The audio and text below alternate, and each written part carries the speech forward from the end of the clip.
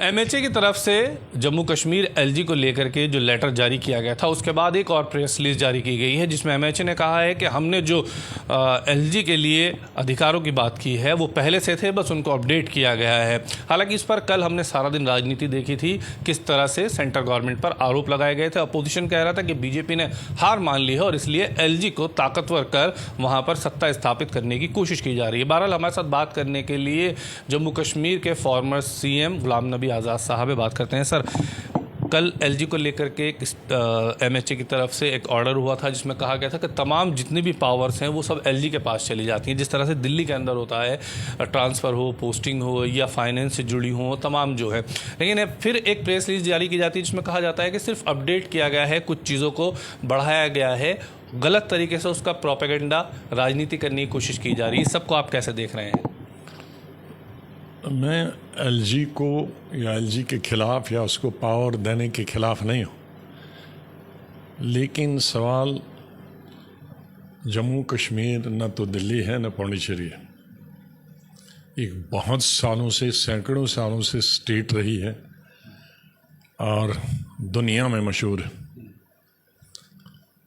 और आज़ादी के बाद ये अकेली स्टेट रही है जहाँ प्राइम मिनिस्टर रहा है और स्टेट का राष्ट्रपति रहा है। तो ये कोई आम स्टेट नहीं है और कॉन्स्टिट्यूशनली रही है। और इन पावर्स को 1965 में, चाहे ये गवर्नमेंट नहीं थी, दूसरी गवर्नमेंट थी, उस वक़्त भी वो कदम गलत था। मैं आज कह सकता हूँ, मैं तो उस वक़्त अभी स्कूल से ही निकला ही था। उस वक़्त भी ये कदम गलत था कि प्राइम मिनिस्टर और राष्ट्रपति के दर्जे को चीफ मिनिस्टर और गवर्नर ने किया, ख़त्म करके उसको चीफ मिनिस्टर और गवर्नर बना दें। तो उसका मतलब है कि हमारी जो पावर्स हैं जम्मू कश्मीर स्टेट की, असम्बली की पावर्स हों, कैबिनेट की पावर्स हों और असम्बली ये चीफ मिनिस्टर की पावर्स हों, उनको आहिस्ता आहिस्ता ख़त्म किया गया। शेख साहब पहले प्राइम मिनिस्टर थे और उसके बाद कई और प्राइम मिनिस्टर बने 65 तक। और 2019 में 5 अगस्त को जो बिल्कुल ही पावर्स ले गए, 370 ख़त्म किया गया, स्टेटहुड ख़त्म की गई, 35A ख़त्म किया गया।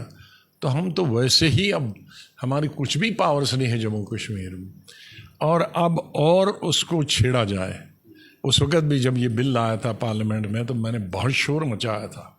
कई घंटे में ज़मीन पे धरने दिया था और उसके बाद बोला भी था कि इससे ये तकरीबन स्टेट ख़त्म हो गई। तो ये बहुत ही गलत है। सवाल नहीं है कि पावर गवर्नर को दिए जाएं या लेफ्टिनेंट गवर्नर को दिए जाएं। ए गवर्नर होगा, बी गवर्नर होगा, ए चीफ मिनिस्टर होगा, बी चीफ मिनिस्टर होता, उसका सवाल नहीं है। सवाल है कि ये बॉर्डर स्टेट है, हमारे एक साइड पे पाकिस्तान है, दूसरी साइड से चाइना है। हमने यहाँ के लोगों को कैसे अपनाना है।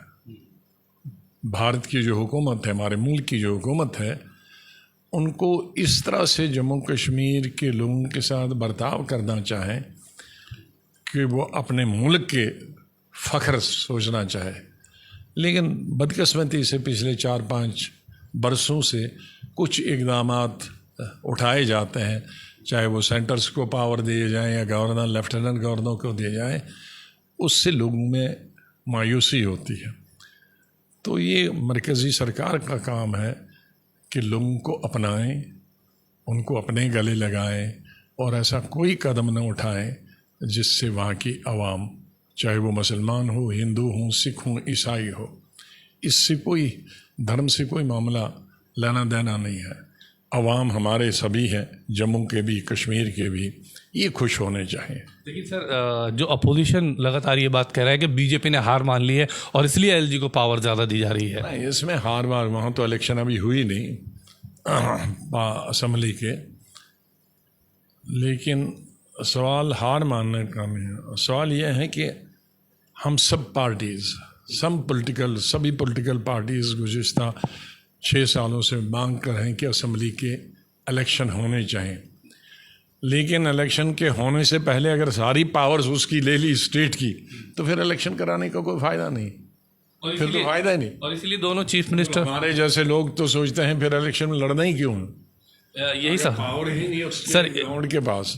यही सवाल है मेरा कि दोनों पूर्व सीएम जो है वो भी ये कह रहे हैं कि हम असेंबली इलेक्शन नहीं लड़ेंगे क्योंकि ये तो म्यूनसिपल की तरह सरकार ने कर दिया है। वो ठीक कह रहे हैं, मैं उसमें सहमत हूँ उनसे। मेरी अपनी यही ओपिनियन है कि भाई इलेक्शन लड़ना भी चाहिए, पार्टी की तरफ खुद भी लड़ना चाहिए या नहीं लड़नी चाहिए।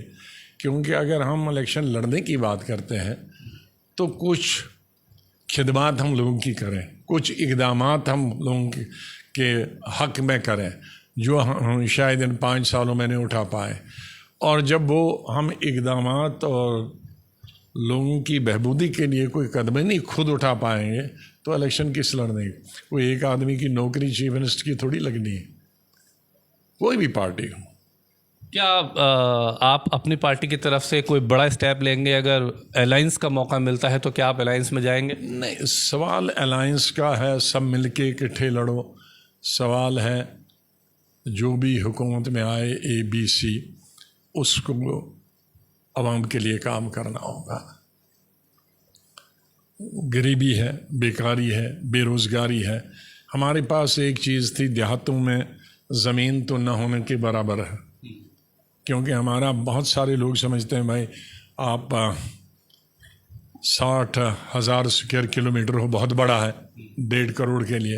लेकिन वो नहीं समझते हमारे पास उसमें 80% तो सिर्फ पहाड़ है और जंगलात हैं। तो हमारे पल्ले तो 10-15% पड़ता है, उसमें सिर्फ घर है, बिल्डिंगें हैं, सड़कें हैं, स्कूल हैं, इंडस्ट्री है। तो हमारे पास ज़मीन कहाँ है? तो ज़मीन हमारे शहरों में थी जिस पे लोग देहातों में ज़मींदारी करते थे और घर शहरों में बसते थे। वो 35A में वो भी पूरे हिंदुस्तान के लिए खुली छोड़ी। अब हमारी ज़मीन की कीमतें 10 गुना ज़्यादा हो गई, लोकल आदमी तो खरीद ही नहीं सकता। तो ये तमाम चीज़ें गवर्नमेंट ऑफ इंडिया की तरफ से हुई हैं। ये नहीं समझते कि इस पर कितना नेगेटिव इफ़ेक्ट, चाहे वो जम्मू का हिंदू हो या कश्मीर का मुसलमान हो, उस पर कितना हुआ। बहुत शुक्रिया कीमती समय देने के लिए और बातचीत करने के लिए। यानी साफ कह रहे हैं कि जम्मू कश्मीर की जो आवाम है उसको एक ऐसा मुख्यमंत्री यानी चीफ मिनिस्टर चाहिए जो उनके लिए काम कर सके, उनकी खिदमत कर सके। वीडियो जर्नलिस्ट साजिद के साथ ताबिश कमाल, दिल्ली।